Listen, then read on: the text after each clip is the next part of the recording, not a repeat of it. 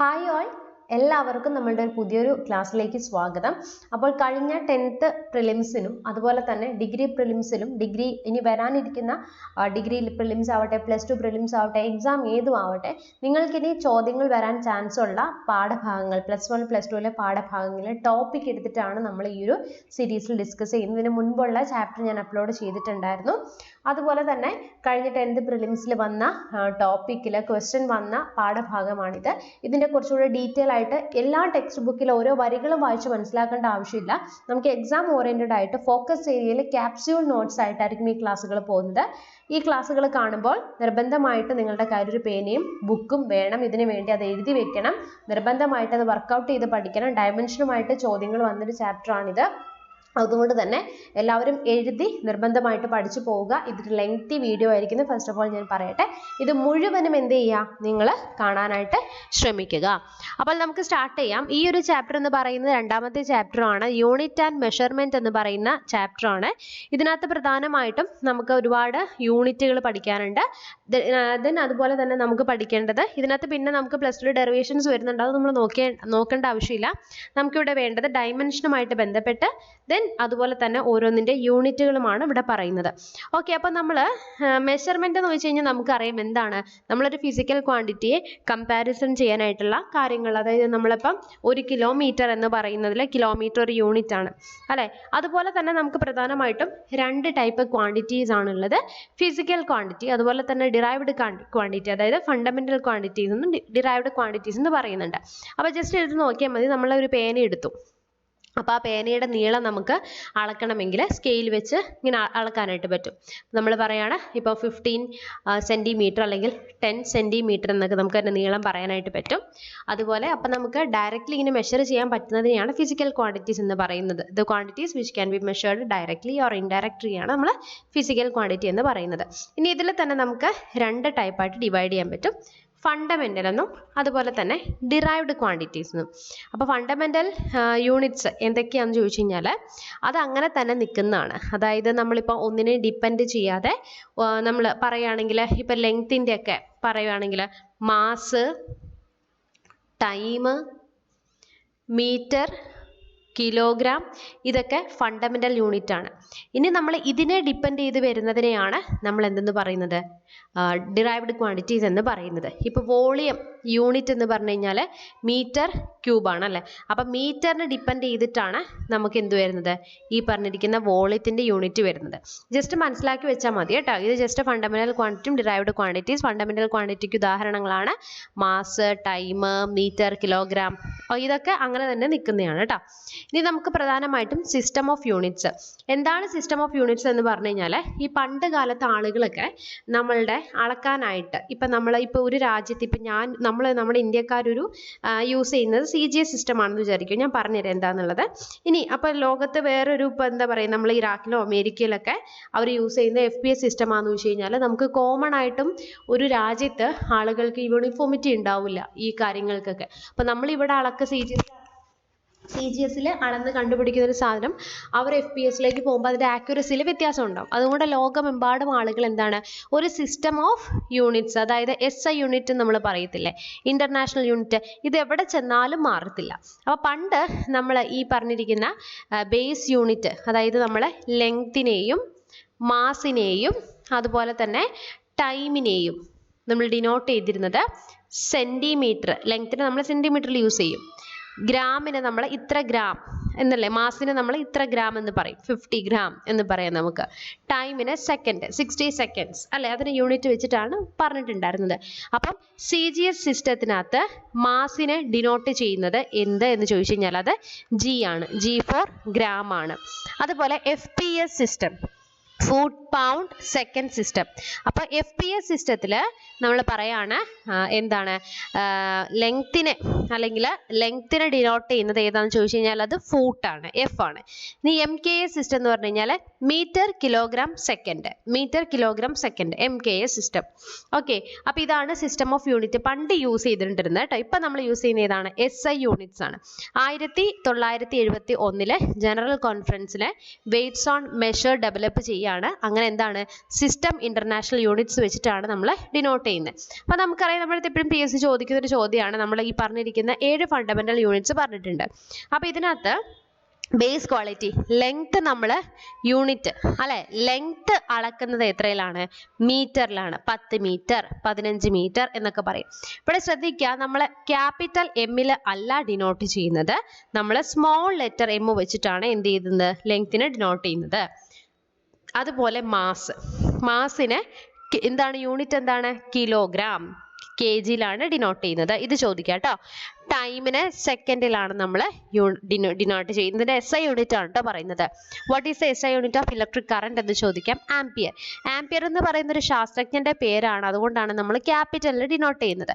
അതുപോലെ തന്നെ thermodynamic temperature കെൽവിനിലാണ് use ചെയ്യുന്നത്. സിമ്പിൾ എന്താണ്? ക്യാപിറ്റൽ K ആണ്. ദെൻ എമൗണ്ട് ഓഫ് സബ്സ്റ്റൻസ് മോളിലാണ് നമ്മൾ ഡിനോട്ട് ചെയ്യുന്നത്. സിമ്പിൾ MOL ആണ്. ദെൻ ക്യാൻഡല CD ആണ്. ലുമിനസ് ഇന്റൻസിറ്റി കേട്ടോ, ഇമ്പോർട്ടൻ്റ് ആണ്. ലുമിനസ് ഇന്റൻസിറ്റി എന്താണ്? ക്യാൻഡലയാണ്. CD ഡിനോട്ട് ചെയ്യുന്നത്. ഇനി ഇതിൻ്റെ കൂടെ 2 സപ്ലിമെൻ്ററി ക്വാണ്ടിറ്റി കൂടി നമുക്ക് വരുന്നുണ്ട്. അതായത് ഒന്ന് പ്ലെയിൻ ആംഗിളും മറ്റൊന്ന് സോളിഡ് ആംഗിളും. പ്ലെയിൻ ആംഗിളിൻ്റെ യൂണിറ്റ് സപ്ലിമെൻ്ററി യൂണിറ്റ് എന്ന് പറഞ്ഞു കഴിഞ്ഞാൽ റേഡിയൻ ആണ്. ഈ പ്ലെയിൻ ആംഗിൾ എന്ന് പറഞ്ഞാൽ നമ്മൾ ഈ കണക്കൊക്കെ ചെയ്യുന്ന സമയത്ത് കോൺ കാണത്തില്ലേ, ഇങ്ങനെ വരുന്നില്ലേ, അതാണ് നമ്മളുടെ എന്ത് വരുന്നത്? ആംഗിൾ എന്ന് പറയുന്നത്. ഇനി സോളിഡ് ആംഗിൾ എന്ന് പറഞ്ഞു കഴിഞ്ഞാൽ നമ്മൾ 3 ഡയമെൻഷനിൽ വരും. നമ്മൾ ഈ പറയുന്ന ഫോർ എക്സാമ്പിൾ നമ്മുടെ ക്രിസ്മസിനൊക്കെ അല്ലെങ്കിൽ ന്യൂ ഇയറിനൊക്കെ നമ്മൾ ബർത്ത്ഡേക്കൊക്കെ തൊപ്പി തല വെക്കത്തില്ലേ, അപ്പോൾ അതിൻ്റെ ഉള്ളിൽ ഇങ്ങനെ 3 ആംഗിളും വരുന്നുണ്ട്. അത് സ്റ്റിറേഡിയൻ എന്ന് പറയും കേട്ടോ. SR എന്ന് പറയും. അതുകൊണ്ട് ഇവിടെ ഇമേജ് കൊടുത്തിട്ടുണ്ട്. സോളിഡ് ആംഗിൾ ഉദ്ദേശിക്കുന്നത് ഇതിനെയാണ്. അപ്പോൾ ഇതിൻ്റെ എല്ലാത്തിൻ്റെ യൂണിറ്റുകൾ ജസ്റ്റ് ഒന്ന് നോക്കി വയ്ക്കുക. നമുക്ക് ചോദ്യങ്ങൾ ചാൻസ് ഉള്ള ചോദ്യമാണ് കേട്ടോ. ഇനി പാരലാക്സ് മെത്തേഡ് ഒന്ന് ജസ്റ്റ് ഞാനൊന്ന് പറഞ്ഞു തരാം. അതായത് നമ്മൾ ലാർജർ ഡിസ്റ്റൻസ് ഇല്ലേ, അതായത് നമുക്കിപ്പം എർത്തിൽ നിന്ന് സ്റ്റാറിലേക്കൊക്കെ യൂണിറ്റ് അളക്കണമെങ്കിൽ നമുക്ക് ഒരു ചെറിയ സ്കെയിൽ കൊണ്ട് പോയി കഴിഞ്ഞാൽ ഒന്നും അളക്കാനൊക്കത്തില്ല. അതിനൊക്കെ കൃത്യമായിട്ടുള്ളൊരു മെത്തേഡ് ഉണ്ട്. അപ്പോൾ ലാർജർ ഡിസ്റ്റൻസ്, അപ്പോൾ പ്ലാനറ്റിൻ്റെ ആണെങ്കിലും സ്റ്റാറിൻ്റെ ആയിരിക്കും എർത്തിൽ നമ്മൾ യൂസ് ചെയ്യുന്നത് പാരലാക്സ് മെത്തേഡ് വെച്ചിട്ടാണ്. ഇനി എന്താണ് പാരലാക്സ് മെത്തേഡ് എന്ന് വെച്ചാൽ ജസ്റ്റ് ഒന്നുമില്ല, ഞാൻ ജസ്റ്റ് ഒന്ന് പറഞ്ഞുതരാം. നമ്മൾ എർത്തിൻ്റെ 2 സൈഡിൽ നിന്നിട്ട് അതിൻ്റെ എന്താണ് ഡിസ്റ്റൻസ് വെച്ചിട്ട് അളക്കുകയാണ്. 2 സൈഡിൽ നിന്നിട്ട് അതിൻ്റെ റേഡിയസും കാര്യങ്ങളൊക്കെ വെച്ചിട്ട് പാരലാക്സ് മെത്തേഡ് വെച്ചിട്ട് തീറ്റ വെച്ചിട്ട് അളക്കുന്നതാണ്. അതിൻ്റെ ഡീറ്റെയിൽ ആയിട്ടൊന്നും പോവണ്ട. ജസ്റ്റ് പാരലാക്സ് മെത്തേഡ് എന്താണ് എന്നൊന്നും മനസ്സിലാക്കി വെച്ചിരുന്നാൽ മതി കേട്ടോ. അപ്പോൾ അതാണ് ഇവിടെ കൊടുത്തിട്ടുള്ളത്. ഇനി അടുത്ത് നമുക്കിവിടെ നോക്കുന്നത് ഫെർമി. ഇതിൻ്റെ റേഞ്ച് ഓഫ് ലെങ്ത് ആണ്. ഒരു ഫെർമി എന്ന് പറഞ്ഞു കഴിഞ്ഞാൽ 10⁻⁻15 മീറ്റർ ആണ്. ഒന്ന് നോക്കിക്കോണേ, നമുക്കിങ്ങനെ ചോദ്യങ്ങൾ വരാം. ഒരു ഫെർമി എന്ന് പറഞ്ഞാൽ എത്രയാണ്? 10⁻⁻15 മീറ്റർ ആണ്. ഇനി 1 ആങ്സ്ട്രോം എന്ന് പറഞ്ഞു കഴിഞ്ഞാൽ എത്രയാണ്? 10⁻10 മീറ്റർ ആണ്. ഓക്കെ ആണല്ലോ.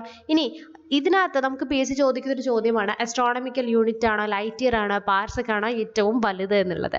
ഞാൻ ക്വസ്റ്റ്യൻ ആയിട്ട് നിങ്ങളുടെ ചോദിക്കുകയാണ്. അറിയാവുന്നവർ കമൻറ്റ് ചെയ്യാം കേട്ടോ. ഈ തന്നിരിക്കുന്ന യൂണിറ്റിൽ ഏറ്റവും വലിയ യൂണിറ്റ് ഏതാണെന്നാണ് ചോദിച്ചിരിക്കുന്നത് കേട്ടോ. അപ്പോൾ നോക്കിക്കേ, ഒരു ആസ്ട്രോണമിക്കൽ യൂണിറ്റ് എന്ന് പറയുന്നത് 1 AU ആണ്. അതായത് average distance of the sun from earth. അപ്പോൾ എർത്തിൽ നിന്നുള്ള സണ്ണിൻ്റെ ആവറേജ് ഡിസ്റ്റൻസ് ആണ് 1 ആസ്ട്രോണമിക്കൽ യൂണിറ്റ് എന്ന് പറയുന്നത്. അതിൻ്റെ വാല്യൂ ഇവിടെ കൊടുത്തിട്ടുണ്ട്. ഇനി 1 ലൈറ്റ് ഇയർ PSC ചോദിക്കാറുള്ളതാണ് 9.56 × 10⁻15 മീറ്റർ. ഇത് പലവട്ടം PSC ചോദിക്കുന്നതാണ് കേട്ടോ, ലൈറ്റ് ഇയർ. അതുപോലെ തന്നെ പാർസെക്കും ഒന്ന് നോട്ട് ചെയ്ത് വെച്ചോണം. എത്രയാണ്? 3.08 × 10⁻16 മീറ്റർ ആണ്. ഇനി ഈ 1 ലൈറ്റ് ഇയർ എന്ന് പറഞ്ഞു കഴിഞ്ഞാൽ എന്താണ്?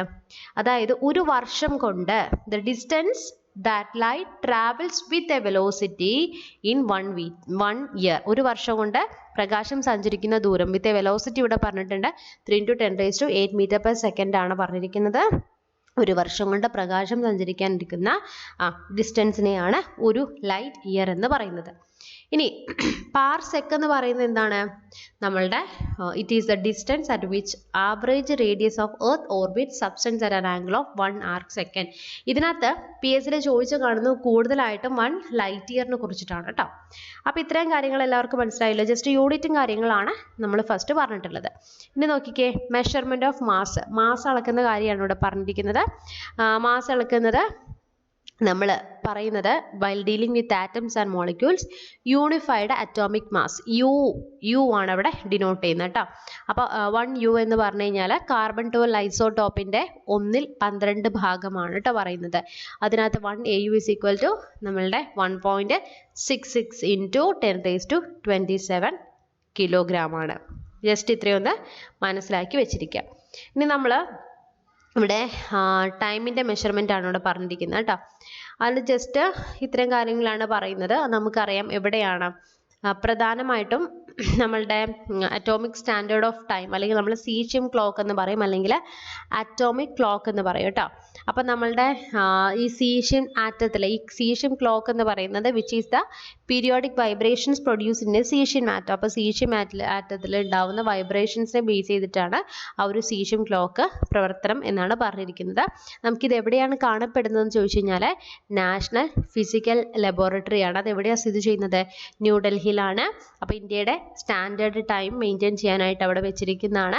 ഇനി നമുക്ക് ചോദിക്കാം IST ഇന്ത്യൻ സ്റ്റാൻഡേർഡ് ടൈം എന്തുമായിട്ടാണ് ഈ പറഞ്ഞിരിക്കുന്ന അറ്റോമിക് ക്ലോക്കുമായിട്ടാണ് എന്ത് ചെയ്തിരിക്കുന്നത്? ലിങ്ക് ചെയ്തിരിക്കുന്നത് കേട്ടോ, സീഷ്യം ക്ലോക്കുമായിട്ടാണ്. ഓക്കെ, അപ്പോൾ ഇത്രയും കാര്യങ്ങളാണ് ഇന്നത്തെ ഒരു വീഡിയോയിൽ നമ്മൾ ചർച്ച ചെയ്തിട്ടുണ്ടായിരുന്നത്. ഇനി ഇതിൻ്റെ ക്ലാസ് അടുത്തെന്ന് പറഞ്ഞു കഴിഞ്ഞാൽ ഡയമെൻഷനുമായിട്ട് ബന്ധപ്പെട്ടാണ്. അപ്പോൾ ലെങ്തി വീഡിയോ എടുത്ത് പോകുമ്പം ഇനിയിപ്പോൾ നമ്മളുടെ ഞാൻ ഇത് തന്നെ കുറച്ച് ലെങ്ത് ആയിപ്പോയി. അപ്പോൾ നമ്മളുടെ ഡയമെൻഷൻ്റെ ക്ലാസ് ആയിരിക്കും നമ്മൾ നെക്സ്റ്റ് വീഡിയോയിലായിട്ട് അപ്ലോഡ് ചെയ്യുന്നത്. അപ്പോൾ ഡയമെൻഷൻ്റെ ക്ലാസ്സിൽ അത്യാവശ്യം നല്ലപോലെ ഡീറ്റെയിൽ ആയിട്ട് എക്സ്പ്ലനേഷൻ ആവശ്യമുണ്ട്. നമുക്ക് ഇപ്പോൾ തുടങ്ങി കഴിഞ്ഞ് കഴിഞ്ഞാൽ ഒരുപാട് നീണ്ടു പോകും. അപ്പോൾ കുറച്ച് പേർക്ക് അത് ബോറിംഗ് ആയിട്ട് തോന്നും. അതുകൊണ്ട് നമുക്ക് നെക്സ്റ്റ് ഡയമെൻഷൻ്റെ ക്ലാസ് ഞാൻ അപ്ലോഡ് ചെയ്യുന്നതായിരിക്കും. ഡീറ്റെയിൽ ആയിട്ട് എല്ലാ കാര്യങ്ങളും എക്സ്പ്ലനേഷൻ ചെയ്യുന്നതാണ്. കഴിഞ്ഞ തവണ PH ചോദ്യം വന്ന ഒരു ഭാഗമാണ്. അപ്പോൾ നെക്സ്റ്റ് വീഡിയോയിൽ വീണ്ടും കാണാം. Thank you so much.